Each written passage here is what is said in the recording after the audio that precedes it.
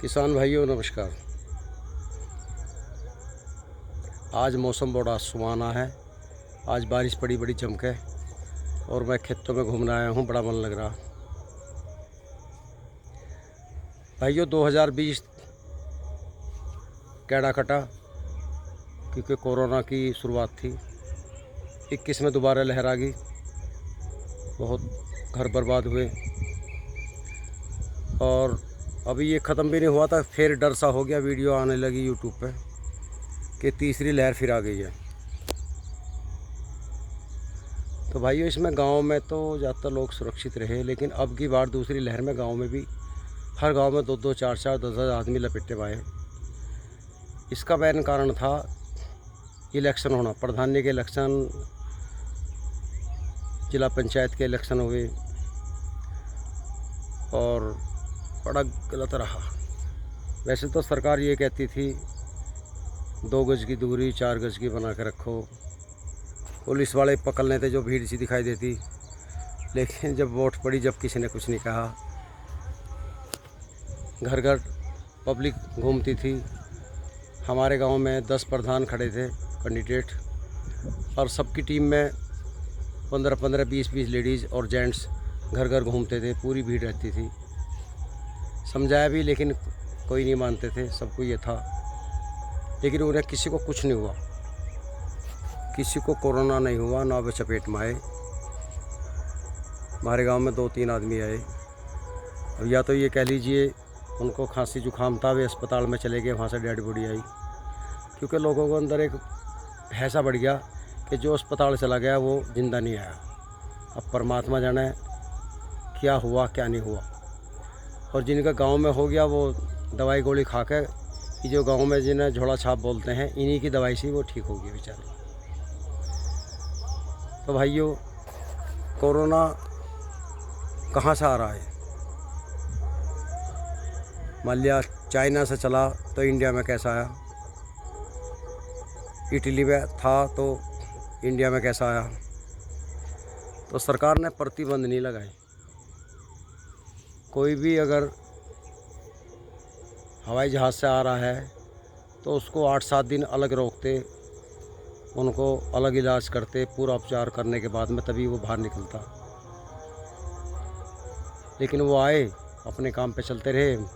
बड़े मिनिस्टर हुए, मंत्री हुए, वो आते रहे, उनकी सेवा आ भगत होती रही, बीमारी फैलती रही, वे चले गए, बीमारी चली यहाँ रहेगी। तो कुछ तो कारण हुआ। हमारा जो आना जाना था, देखो गांव के आदमी शहर में नहीं गए कोरोना टाइम में, कोरोना नहीं आया। इलेक्शन आए, शहर के गांव के घिच पिच होगी तो कुछ गांवों में नुकसान हुआ। इलेक्शन आते हैं, सरकार कुछ नहीं कहती और वैसे पब्लिक को कहती है 2 गज की दूरी। पुलिस वाले भी लाठी लेकर भाग लें पीछे, एक मोटरसाइकिल पर 2 बैठे तो भी उन्हें लठिया लें। लॉकडाउन चल रहा, क्यों चल रहे हो भाई? ये मेरा कहना यो है, देखो बचाव तो ज़रूरी है ही,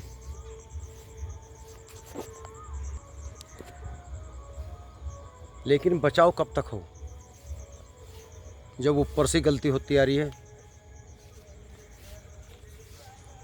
स्कूल बंद हैं, 2 साल से छोटे बच्चे घर बैठे हैं, उनकी फ़ीस जा रही है, उनकी किताब आ गई है। बताइए, हमारे 2 बच्चे हैं, एक तो नर्सरी की बच्ची है और एक 3rd क्लास का बच्चा। आज तक अब बताओ नर्सरी के बच्ची को कहाँ से किसान फ़ोन ला के देगा? ऑनलाइन वो कैसे पढ़ाई कर लेगी बेचारी? बुकें आ गई उसकी घर पे, कहाँ पढ़ रहा बालक? बच्चा नहीं पढ़ता।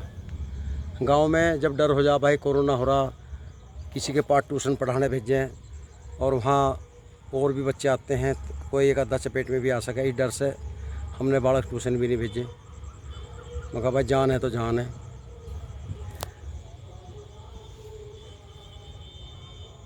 अब फिर फीस का तकादा शुरू हो गया स्कूलों का।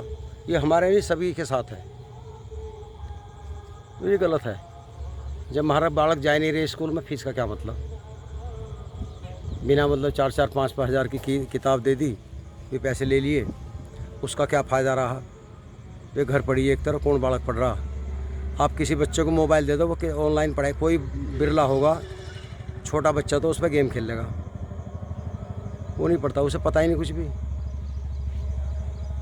तो भाइयों ये बहुत गलत हो रहा है,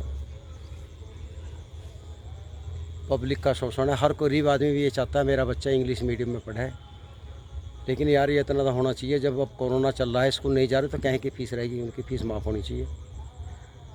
उन्हें घाटा आ गया तो सरकार दे दो, हम क्या मना कर रहे हैं। जिसका बालक है वो क्यों देगा जब वो स्कूल नहीं जा रहा। तो ये बात मेरी समझ से परे है, बाकी आप लोग समझदार हैं। स्कूल की मैडम है, स्कूल में आ रही हैं या नहीं आ रही हैं, उनकी तनख्वाह है वो तो स्कूल वाला जाने, लेकिन जब हमारे बच्चे नहीं जा रहे हमारा क्या मतलब है। फसल हमारी नहीं जा रही, गन्ने का पेमेंट बंद हो गया, मिल बंद होते ही, गेहूँ बिक रहा 1600 रुपये। अब किसान अगली फसल के लिए तैयारी करे, उल्टा सीधा करके या इंग्लिश मीडियम को फीस दे। तो भाई ये मेरा नहीं, ये तो हर किसी का मसला है, हर किसान का। तो थोड़ा इस पे ज़रूर विचार किया जाए।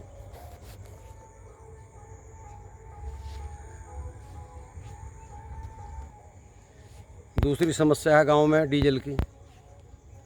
डीजल 90-92 रुपये हो गया। जिनके पास मोटरसाइकिल है वे 100 रुपये पे जा लिया, उनकी हालत ख़राब है। अगर लग रहा गवर्नमेंट को कि भाई वाहन ज़्यादा होगी इसलिए तेल महंगा हो गया, तो कंपनी पर रोक लगा दे, बाइक बननी बंद कर दो, अपना जो पुरानी उन्हीं चलाओ जाएंगे। रोज़ नई नई मोटरसाइकिल निकल रही हैं, पब्लिक भी पागल हो रही है उनके चक्कर में। अरे जिसने ले ली वही खड़ी कर देंगे। साइकिल ले लो, साइकिल चलाओगे स्वास्थ्य सही रहेगा, शुगर नहीं होगा। आज हर आदमी का शुगर हो गया, क्यों हो रहा? एक्सरसाइज नहीं करते, गाड़ी में चल रहे हैं, बाइक पे चल रहे हैं। कोई तौहीन थोड़ी है, बाप दादा का नाम डूब जगा रहे और साइकिल चला लो भाई। आज के युवा जिम में जाते हैं, वहाँ कई घंटे दही तुड़ावे हैं, साइकिल चलाते हैं पार्क में। लेकिन अगर शहर में जाना है तो चलेंगे गाड़ी में या बाइक पे। भाई परमानेंट साइकिल को पकड़ लो, आधे खर्चे तो हमारे वैसे ही कम हो जाएंगे। भाई हमारे भी एक साइकिल टूटी पड़ी, हम भी परेशान हैं। मैं भी 2-4 दिन में एक साइकिल लाने वाला हूँ। जैसे गन्ने की पर्ची का पेमेंट आऊगा, एक का नंबर आवा है, 2 को तो आता नहीं। तो भाई ये एक साइकिल लानी, क्योंकि किसान आदमी है, आप बताओ इतना बजट नहीं बेचारेगा। तो ये है, क्योंकि साइकिल से जो है एक तो पैरों की दर्द ठीक हो जा। आज हर तीसरा आदमी के पैरों में दर्द है, हड़कड़ है, हड़पुट नहीं हो रही औरतों के पाँव में। चक्की नहीं चलाती महिलाएं भी ऐसी, हमारी बढ़ाइयों मारी।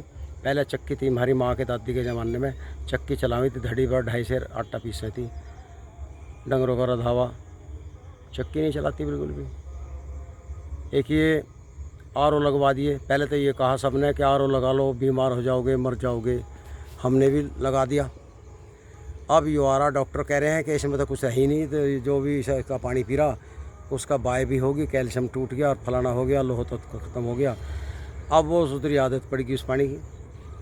अब आर ओ का पानी पीवे वो कड़वा सा स्वाद लगा, पहले नहीं अच्छा लगा था। ट्यूबवेल का पी लें या नलके का तो वो कुल्ला करना पड़ा है, वो जाता ही नहीं भीतर भी। तो ये भी तो एक समस्या हो गई। अब डॉक्टर लिख दें, फेसबुक पे लिखा रहा, वैसे भी मैंने देखा कि आर ओ का पानी जो है बिल्कुल समय से पहले बुढ़ा कर देगा, शरीर कमज़ोर हो जाएंगे, बाय हो जाएगी, कैल्शियम की कमी होगी। तो ये किसने करा? तो सरकार को ऐसे आदमी का ध्यान रखे, ऐसे पे तो प्रतिबंध लगावे कि इस तरह की बात ना बताई जाए। फल ऐसे होगी हाइब्रिड, पहले आदमी तोरी खा लेता, सांझ की रोटी उसमें भेगे, तड़की 4 बजे नाक मारा था जंगल में को। पहले जो लैट्रिन नहीं थी घरों में, खेतों में जावे था, तो जब आदमी 1 मील खेतों में चला था, डिब्बा हाथ में लेकर या ट्यूबवेल पे पानी मिल जाता तो उसका पेट साफ हो जाता ऑटोमेटिक। अब वहीं रसोई, वहीं लैट्रिन बाथरूम और वहीं कमरा सोने का, तो बताओ उसका हाजमा ही नहीं होता। पहले लैट्रिन करने खेतों में जावे थे, खाना खाने का घरों आवे थे। अब यो हाल हो रहा, खाना तो खाने जा रहे शहरों में, होटलों पे पिज्ज़ा उज्जा खा रहे हैं, लैट्रिन करेंगे अपने घर में आके। तो ये सिस्टम सारा गलत हो गया।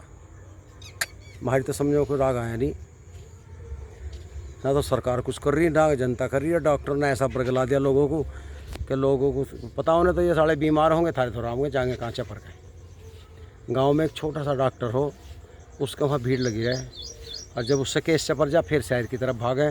वहाँ डॉक्टरों की इतनी तकड़ी फीस, 600 रुपये, 400 रुपये, 100-200 तो कोई लेता ही नहीं हो जा। और वो फर्रा इतना लंबा लिख दे, डॉक्टर का दोबारा आदमी जाने की हिम्मत नहीं करता। ना सोच ले मरूँगा, मरना तो एक दिन है ही, 22 से तो घरे मर लेंगे, क्योंकि बिल बहुत तगड़ा बैठा है। अगली बात यो, आदमी का हरकत हो रही, वो मेरा यार रोग को बताता नहीं दबाव है। जब वो या तो उसका ब्रेन हेमरेज हो जा, या अचानक पता लगा उनका फलाने का फालिस बढ़ गया, या हार्ट अटैक हो गया, तो ये भी बीमारी एकदम नहीं होती भाइयों। हर बीमारी बता दे पहले कि तुझे ये समस्या है। सबसे पहले कब्ज शुरू होगा, महीने तो कब्ज चलेगा। जब कब्ज चलेगा तो गैस बनेगी, गैस बनेगी तो यहाँ भी नस कमज़ोर होगी, या दिल का आसपास दर्द शुरू होगा। हम भी फिर भी नहीं टाल दें तो या तो नस फटेगी, खोपड़ी की, या हार्ट अटैक होगा, मरेगा आदमी।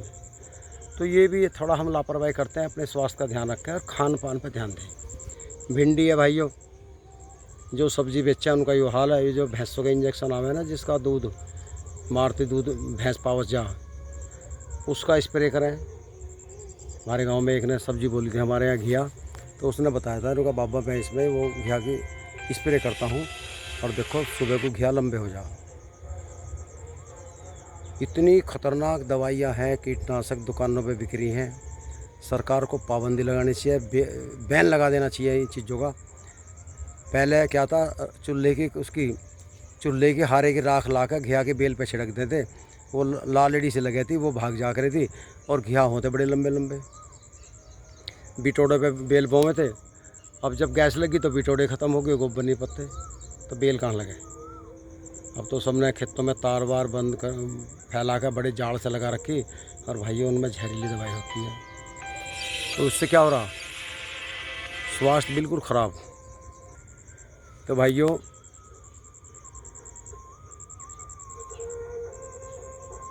सब्जी खाओ, जैसे तोरी है, घिया है, बैंगन खाओगे तीसरे दिन स्प्रे, भिंडी खाओगे सबसे ख़तरनाक स्प्रे होता है। आप ठेली पे जाओ वहाँ लेने के लिए, बाज़ार में, मंडी में, जो सबसे तंदुरुस्त सब्जी होगी, या मतलब भिंडी बहुत लंबी हरी होगी, हम उसे खरीदेंगे। जब कोई वो पता नहीं उसमें कल शाम ही स्प्रे हुआ। और जो होगी ना पूरे हरी ना होगा, काला रंग ना होगा, पीला रंग होगा, थोड़ी मुड़बल सी होगी ऊपर से, ऐंठवादार सी, उसे हम खरीदते नहीं, जबकि वो कम स्प्रे किया, कम जहर है उसके अंदर। तो भाइयों वही लो देख कर। टमाटर आप लाल कंदूरा लोगे, वो टेस्ट नहीं आता। पहले देसी टमाटर होते, खट्टे मीठे लगे थे, एक आँख खुले थी, एक मिचे थी, बड़ा टेस्ट आता था। आप टमाटर खा लो, मुँह मार के, पहले तो लोगों ने टमाटर खाने छोड़ दिए, अपना सब्जी में खावे, मुँह मार के देखो उसमें कपास सी कटे, वो टेस्ट नहीं आता। तो ये सब हाइब्रिड है, आदमी खुद बेकार होता जा रहा है। सबको पैसा चाहिए, अच्छी आमदनी चाहिए। तो भाइयों इस वीडियो में इतना ही काफ़ी है, बाकी फिर अगली वीडियो में मिलेंगे। नमस्कार।